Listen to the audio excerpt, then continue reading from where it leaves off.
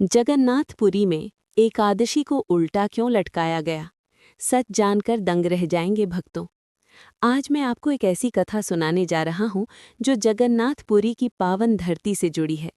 एक ऐसी कथा जो आपके मन को छू जाएगी, आपकी आत्मा को झकझोर देगी और आपके विश्वास को और भी मजबूत कर देगी। ये कहानी है प्रेम की, भक्ति की, त्याग की और सबसे बढ़कर भगवान की अपार करुणा की। नमस्कार प्यारे दर्शकों, मैं अर्जुन एक बार फिर आपका हार्दिक स्वागत करता हूं। दोस्तों, आज हम एक नई कहानी और एक नया वीडियो लेकर आपकी सेवा में उपस्थित हुए हैं। आज की कथा अत्यंत ज्ञानवर्धक और प्रेरणादायक है। कथा शुरू करने से पहले आपसे एक विनम्र निवेदन है। शास्त्रों में कहा गया है कि अधूरी छोड़ी गई कथा दुख और पाप का कारण बनती है, इसलिए इसे अंत तक अवश्य सुने। और अगर आप अपनी माँ से सच्चा प्रेम करते हैं तो इस वीडियो को लाइक करें, हमारे चैनल को सब्सक्राइब करें और कमेंट में माँ लिखकर अपना समर्थन दें। तो आइए बिना किसी विलंब के आरंभ करते हैं आज की प्रेरणादायक कथा। कलिंग प्रदेश की धरती, जहाँ समुद्र की लहरें मंदिर की दीवारों को चूमती हैं, जहाँ हर सांस में जय जगन्नाथ की गूंज सुनाई देती है, जहाँ भगवान स्वयं नील माधव के रूप में विराजमान है। ये वही पवित्र स्थान है जहाँ द्वापर युग से लेकर आज तक भगवान जगन्नाथ, बलभद्र और सुभद्रा की अद्भुत त्रिमूर्ति विराजमान है। लेकिन क्या आप जानते हैं भक्तों, इस पवित्र धाम में एक ऐसी परंपरा है जो पूरे संसार में कहीं नहीं मिलती। जब पूरी दुनिया में एकादशी का व्रत रखा जाता है, जब हर घर में एकादशी माता की पूजा होती है, तब जगन्नाथपुरी में एकादशी को उल्टा लटका दिया जाता है। हाँ भक्तों, आपने सही सुना, एकादशी को उल्टा लटका दिया जाता है। क्यों? क्या कारण है इसके पीछे? क्या कोई अपराध किया था एकादशी ने? क्या कोई श्राप मिला था उसे? या फिर ये भगवान की कोई विशेष लीला है? आइए, मैं आपको ले चलता हूँ उस समय में जब ये सब घटित हुआ था। ये बात है सतयुग की, जब धर्म अपने चरम पर था, जब भक्ति ही जीवन का आधार थी। उस समय इस धरती पर एक राजा राज करते थे जिनका नाम था महाराज इंद्रद्युम्न। वे विष्णु के परम भक्त थे। उनका पूरा जीवन ही भगवान की सेवा में समर्पित था। महाराज इंद्रद्युम्न का एक ही सपना था, एक ही लक्ष्य था। वे चाहते थे कि भगवान विष्णु उनके राज्य में, उनकी धरती पर स्वयं प्रकट हों और सदा के लिए वहां विराजमान हो जाएं। दिन रात वे इसी चिंतन में लगे रहते। राजकाज में मन नहीं लगता, दरबार में बैठे हैं तो भी मन भगवान के ध्यान में ही रमा रहता। एक दिन महाराज को एक साधु मिले। वे साधु कोई साधारण संत नहीं थे, वे थे महान तपस्वी नारद मुनि के शिष्य। उन्होंने राजा को बताया कि समुद्र के किनारे नीलांचल पर्वत पर एक गुफा है जहां नील माधव नाम से भगवान विष्णु की एक अद्भुत दिव्य मूर्ति विराजमान है। वी मूर्ति नीले रंग की है और उसमें अद्भुत दिव्य शक्ति है। ये सुनकर महाराज का हृदय खुशी से उछल पड़ा। वे तुरंत उठे और अपने मंत्रियों से कहा कि चलो हम उस पवित्र स्थान पर चलते हैं। लेकिन साधु ने उन्हें रोक दिया और कहा कि महाराज, धैर्य रखें, वो मूर्ति सबको दर्शन नहीं देती। उसे केवल वही देख सकता है जिसका हृदय पूर्णतया पवित्र हो, जिसकी भक्ति में लेश मात्र भी छल कपट न हो। महाराज ने कहा, तो फिर मैं कैसे उन्हें देख सकता हूँ? साधु मुस्कुराए और बोले, तपस्या करनी होगी महाराज, कठोर तपस्या, और सबसे बढ़कर एकादशी व्रत का पालन करना होगा। एकादशी माता की कृपा से ही भगवान प्रसन्न होते हैं। ये सुनकर महाराज ने उसी क्षण से एकादशी व्रत का संकल्प ले लिया। हर एकादशी को वे निर्जला व्रत रखने लगे। पूरे दिन भगवान का नाम जपते, पूरी रात जागरण करते। उनकी भक्ति देखकर प्रजा भी प्रभावित होने लगी। धीरे धीरे पूरे राज्य में एकादशी का महत्व बढ़ने लगा। इस तरह 12 वर्ष बीत गए। 12 वर्ष की कठोर तपस्या, 12 वर्ष का निरंतर व्रत। महाराज का शरीर कमजोर हो गया था, चेहरे पर तेज था, लेकिन शरीर में शक्ति क्षीण हो गई थी। लेकिन उनका मन अडिग था, उनका विश्वास अटूट था। 13वें वर्ष की पहली एकादशी के दिन जब महाराज ध्यान में बैठे थे, तब उन्हें एक दिव्य आवाज सुनाई दी। वो आवाज कह रही थी, इंद्रद्युम्न, उठो, तुम्हारी तपस्या सफल हुई। नीलांचल पर्वत पर जाओ, वहां तुम्हें नील माधव के दर्शन होंगे। महाराज की आंखें खुली, उनके नेत्रों से अश्रुधारा बह निकली। 12 वर्षों की प्रतीक्षा का फल मिलने वाला था। वे तुरंत उठे और अपने सेवकों के साथ नीलांचल की ओर चल पड़े। समुद्र के किनारे घने जंगलों के बीच ऊंचे पर्वत पर चढ़ते हुए वे उस गुफा में पहुंचे और वहां उस अंधेरी गुफा में एक अद्भुत दिव्य ज्योति चमक रही थी। उस ज्योति के बीच में विराजमान थे नील माधव, भगवान विष्णु का वो अद्भुत रूप। महाराज गिर पड़े, उनके चरणों में रोने लगे, हिचकियां बंध गईं, 12 वर्षों का संचित भाव फूट पड़ा। वे बोले, हे प्रभु, मैं धन्य हो गया, मेरा जीवन सफल हो गया, अब मुझे और कुछ नहीं चाहिए। लेकिन भगवान ने उनसे कहा, नहीं इंद्रद्युम्न, अभी तुम्हारा काम पूरा नहीं हुआ। तुम्हें एक भव्य मंदिर बनवाना है, जहां मैं सदा के लिए विराजमान रहूंगा। लेकिन ये मूर्ति नहीं, एक नया रूप, एक अद्भुत रूप, जो पहले कभी नहीं देखा गया। महाराज ने पूछा, कैसा रूप प्रभु? भगवान बोले, धैर्य रखो, समय आने पर सब स्पष्ट हो जाएगा। तुम मंदिर बनवाना शुरू करो। जब मंदिर तैयार होगा, तब मैं स्वयं अपने नए रूप में प्रकट होऊंगा। महाराज वापस लौटे। उनके मन में उत्साह था, लेकिन एक जिज्ञासा भी थी, वो नया रूप कैसा होगा? लेकिन उन्होंने सोचा कि ये तो भगवान की लीला है, समय आने पर सब पता चल जाएगा। महाराज ने तुरंत मंदिर निर्माण का कार्य शुरू करवा दिया। देश विदेश से कारीगर बुलवाए गए, सबसे अच्छे शिल्पकार, सबसे कुशल कलाकार, सोने चांदी का उपयोग किया गया, रत्नों से सजाया गया ये मंदिर ऐसा होना था कि स्वर्ग के देवता भी देखकर ईर्ष्या करें। मंदिर का निर्माण चल रहा था, महीनों बीत गए, मंदिर की दीवारें खड़ी हो गईं, गुंबद बन गया, अब केवल मूर्तियों की प्रतीक्षा थी। एक दिन समुद्र में तूफान आया, भयंकर तूफान, ऐसा तूफान कि सब डर गए। लेकिन तूफान के बाद समुद्र तट पर एक विशाल नीम का पेड़ आकर गिरा। वो कोई साधारण पेड़ नहीं था, उसमें से दिव्य सुगंध आ रही थी और एक अद्भुत तेज निकल रहा था। महाराज को खबर मिली, वे दौड़ कर आए। उन्होंने समझ लिया कि ये भगवान का ही संकेत है। उन्होंने घोषणा करवाई कि जो कोई भी इस पेड़ से मूर्ति बना सकता है वो आगे आए।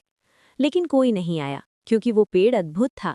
कोई औजार उस पर काम नहीं कर रहा था, छेनी टूट जाती, आरी टूट जाती, कोई कारीगर उसे काट नहीं पा रहा था। महाराज चिंतित हो गए, इतना बड़ा मंदिर बना लिया, लेकिन मूर्ति कैसे बनेगी? वे रोज उसे पेड़ के पास आते और भगवान से प्रार्थना करते। एक दिन एक बूढ़े बढ़ई आए, उनके साथ उनका पोता भी था। बूढ़े ने कहा, महाराज, मैं ये मूर्तियां बना दूंगा, लेकिन एक शर्त है, मैं 21 दिन तक एक बंद कमरे में काम करूंगा। उस दौरान कोई भी, आप भी नहीं, उस कमरे का दरवाज़ा नहीं खुलेगा। 21 दिन बाद मूर्तियां तैयार होंगी। महाराज को ये शर्त अजीब लगी, लेकिन उन्हें कोई और रास्ता भी नहीं दिख रहा था। उन्होंने हाँ कर दी। बूढ़े बढ़ई और उनके पोते ने नीम के पेड़ को एक बड़े कमरे में रखवाया और अंदर से दरवाज़ा बंद कर लिया। अब इंतज़ार शुरू हुआ। पहला दिन बीता, दूसरा दिन बीता, कमरे के अंदर से हथौड़ी और छेनी की आवाज़ें आ रही थी। महाराज रोज आते और दरवाजे के बाहर खड़े होकर भगवान का नाम जपते। 10वां दिन आया, अभी भी आवाज़ें आ रही थी। महाराज को विश्वास हो गया कि काम हो रहा है। 11वां दिन आया, ये एकादशी का दिन था। महाराज ने उस दिन भी व्रत रखा। पूरे राज्य में एकादशी का पर्व मनाया जा रहा था, लेकिन महारानी का मन बेचैन था। वो सोच रही थी कि पता नहीं अंदर क्या हो रहा है, कहीं कुछ गलत तो नहीं हो रहा। वो बूढ़ा कौन है, कहाँ से आया, क्या वो सचमुच मूर्ति बना रहा है या कुछ और करने की योजना है? महारानी की बेचैनी बढ़ती गई। दोपहर हो गई, व्रत का समय था, सब भगवान की पूजा में लगे थे, लेकिन महारानी का मन शांत नहीं था। उसने सोचा कि एक बार दरवाजे से झांक कर देख लेती हूँ, बस एक बार। वो चुपके से उस कमरे के पास गई। दरवाजे में एक छोटी सी दरार थी। उसने उस दरार से अंदर झांका, लेकिन ये क्या, अंदर तो कोई नहीं था, न बूढ़ा बढ़ई न उसका पोता, केवल 3 अधूरी मूर्तियां पड़ी थीं। वे मूर्तियां अजीब थीं, उनके हाथ पैर नहीं थे, केवल धड़ और चेहरा था। महारानी घबरा गई। उसने तुरंत महाराज को बुलवाया। महाराज दौड़े आए। महारानी ने कहा, महाराज, वो बढ़ई भाग गया, अंदर केवल अधूरी मूर्तियां पड़ी हैं। महाराज का दिल बैठ गया। उन्होंने कहा, तुमने दरवाज़ा खोल दिया, तुमने अंदर देख लिया, हे भगवान, ये क्या हो गया? उन्होंने दरवाज़ा खोला। सचमुच अंदर 3 मूर्तियां पड़ी थीं, जगन्नाथ, बलभद्र और सुभद्रा की, लेकिन वे अधूरी थीं, उनके हाथ पैर नहीं बने थे। महाराज रो पड़े। वे समझ गए कि वो बूढ़ा बढ़ई कोई साधारण व्यक्ति नहीं था, वो स्वयं भगवान विश्वकर्मा थे और अब उनकी शर्त टूट गई थी, इसलिए वे चले गए। महाराज महारानी से बोले, देखो, तुमने क्या कर दिया, तुम्हारी जिज्ञासा ने सब बर्बाद कर दिया, अब ये अधूरी मूर्तियां क्या करूंगा मैं? महारानी भी रोने लगी। वो बोली, मुझे माफ़ कर दीजिए, मैंने बहुत बड़ा अपराध कर दिया। लेकिन महाराज, ये मेरा दोष नहीं, ये तो एकादशी का दोष है। महाराज ने पूछा, एकादशी का दोष कैसे? महारानी बोली, महाराज, आज एकादशी थी, व्रत के कारण मेरी बुद्धि भ्रमित हो गई थी। भूख के कारण मैं सही सोच नहीं पा रही थी, इसलिए मुझसे ये गलती हो गई। ये सब एकादशी का दोष है। ये सुनकर महाराज क्रोधित हो गए। उन्होंने कहा, क्या कह रही हो तुम? एकादशी का दोष? एकादशी तो पवित्र है। एकादशी की कृपा से ही मुझे भगवान के दर्शन हुए और तुम एकादशी को दोष दे रही हो? लेकिन महारानी अपनी बात पर अड़ी रही। वो बोली, नहीं महाराज, ये सब एकादशी के कारण ही हुआ है। उपवास के कारण मेरी बुद्धि काम नहीं कर रही थी। दोनों में बहस होने लगी। महाराज एकादशी का पक्ष ले रहे थे और महारानी विपक्ष में थी। ये बात राज दरबार तक पहुंची। मंत्रियों में भी दो गुट बन गए। कुछ महाराज के साथ थे और कुछ महारानी के साथ। पूरे राज्य में ये चर्चा फैल गई। लोग सोच में पड़ गए, क्या सचमुच एकादशी का दोष है? क्या व्रत रखना गलत है? कहीं व्रत के कारण बुद्धि भ्रमित तो नहीं हो जाती? ये देखकर महाराज को बहुत दुख हुआ। उन्होंने सोचा कि इससे तो लोगों की आस्था डगमगा जाएगी। लोग व्रत रखना छोड़ देंगे, धर्म का पतन हो जाएगा। उसी रात महाराज को स्वप्न में भगवान जगन्नाथ के दर्शन हुए। भगवान बोले, इंद्रद्युम्न, चिंता मत करो, ये मेरी ही इच्छा थी। ये मूर्तियां अधूरी नहीं हैं, बल्कि पूर्ण हैं। यही मेरा असली रूप है। मैं चाहता हूँ कि भक्त मुझे इसी रूप में पूजें। हाथ पैर नहीं होंगे तो भेदभाव नहीं होगा। सब मुझे समान रूप से देखेंगे। महाराज ने कहा, लेकिन प्रभु, लोग एकादशी का विरोध कर रहे हैं। भगवान मुस्कुराए और बोले, इसका भी समाधान है। तुम एक काम करो, एकादशी माता को बुलाओ, उनसे पूछो कि क्या सचमुच ये उनका दोष है। अगले दिन महाराज ने घोषणा करवाई। पूरे राज्य में सभा बुलाई गई। एक विशाल यज्ञ का आयोजन किया गया। महान ऋषि मुनियों को बुलाया गया और यज्ञ में एकादशी माता का आह्वान किया गया। यज्ञ की अग्नि में से एक दिव्य आकृति प्रकट हुई। वो थी एकादशी माता। उनका रूप अत्यंत सुंदर था। उनके चेहरे पर तेज था। वे बोली, बोलो महाराज, तुमने मुझे क्यों बुलाया? महाराज ने विनम्रता से कहा, माता क्षमा करें, लेकिन एक प्रश्न है। महारानी कहती हैं कि आपके व्रत के कारण उनकी बुद्धि भ्रमित हो गई थी और उन्होंने दरवाज़ा खोल दिया। क्या ये सत्य है? एकादशी माता ने पूरे दरबार को देखा, फिर बोली, ये असत्य है महाराज। मैं किसी की बुद्धि भ्रमित नहीं करती, बल्कि मेरे व्रत से तो बुद्धि और भी तेज होती है। जो मुझे सच्चे मन से मानता है, उसका विवेक बढ़ता है, घटता नहीं। महारानी ने अपनी गलती का दोष मुझ पर मढ़ दिया है। ये सुनकर महारानी लज्जित हो गई। उसने एकादशी माता से क्षमा मांगी, लेकिन तब तक बहुत देर हो चुकी थी। पूरे राज्य में एकादशी के खिलाफ बातें फैल चुकी थी। लोग संदेह करने लगे थे। महाराज बहुत दुखी हुए। उन्होंने एकादशी माता से कहा, माता, आपका अपमान हो गया। इसकी सज़ा मुझे मिलनी चाहिए। एकादशी माता बोली, नहीं महाराज, सज़ा तो मुझे मिलनी चाहिए। महाराज चौंक गए। आपको सज़ा क्यों? माता एकादशी माता बोली, क्योंकि मेरे नाम पर ये सब हुआ। भले ही मेरा दोष न हो, लेकिन मेरा नाम तो लिया गया, इसलिए मुझे सज़ा भुगतनी होगी। महाराज ने कहा, नहीं माता, ये अन्याय होगा। लेकिन एकादशी माता अपने निर्णय पर अडिग थीं। वो बोली, महाराज, मैं ये सज़ा स्वीकार करती हूँ, लेकिन एक शर्त है। ये सज़ा ऐसी होनी चाहिए कि पूरे संसार में सबको पता चले कि एकादशी को सज़ा मिली। तभी लोगों का संदेह दूर होगा। तभी लोग फिर से एकादशी व्रत रखने लगेंगे। महाराज सोच में पड़ गए, कैसी सज़ा दी जाए। तब भगवान जगन्नाथ ने उन्हें प्रेरणा दी। महाराज ने घोषणा की कि आज से जगन्नाथपुरी में हर एकादशी को सज़ा के रूप में उल्टा लटकाया जाएगा। मंदिर में एकादशी को उल्टा लटकाया जाएगा ताकि पूरा संसार देख सके कि एकादशी को सज़ा मिली है। एकादशी माता मुस्कुराईं। उन्होंने कहा, ये सज़ा मुझे स्वीकार है, लेकिन याद रखना, ये मेरी सज़ा नहीं, मेरा त्याग है। मैं अपने भक्तों के लिए ये सब सह रही हूँ, ताकि उनकी आस्था बनी रहे, उनका विश्वास बना रहे। और उसी दिन से ये परंपरा शुरू हो गई। जगन्नाथपुरी में हर एकादशी को उल्टा लटकाया जाने लगा। पूरे संसार में ये खबर फैल गई। लोग आश्चर्यचकित थे। सब सोच रहे थे कि जगन्नाथपुरी में एकादशी को सज़ा मिली है। लेकिन भक्तों, ये सज़ा नहीं थी, ये तो एकादशी माता का महान त्याग था। उन्होंने अपना अपमान सहा ताकि लोगों की आस्था बनी रहे। उन्होंने अपनी प्रतिष्ठा दांव पर लगा दी ताकि धर्म की रक्षा हो सके।